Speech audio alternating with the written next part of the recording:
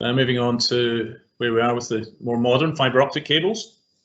As you can see, there's quite a lot on screen there. The first was installed in 1986, first commercial cable installed in 1986, United Kingdom to Belgium. There was an experimental system in Loch Fyne put in 1980, which was basically proving the technology, which worked, but then the first commercial system was 86. And last cable installed, but we're hoping never for all of us in this industry, so long may it last, and you know, it's still huge capacity required, and it's not going to be overtaken by any technology anytime soon. 176,000 kilometers of fibre cable installed, and it's been in use for over 35 years now.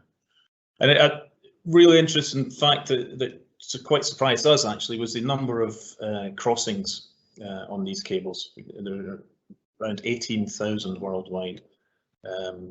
You know, from deep water crossings to shallow water, and it makes it's a huge number of crossings with other cable systems. Okay, so if we move on to the next slide. We're also seeing a lot of fibre optics start to go out of service now. The first one out in 1998, France to Corsica.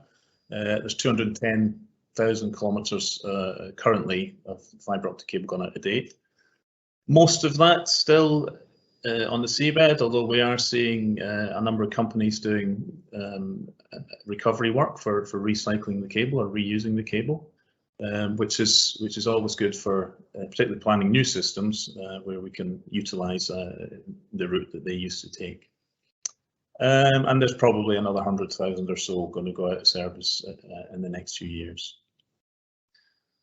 Shortest cable, the lifespan was 11 years, and longest of the out of service ones was 32 years.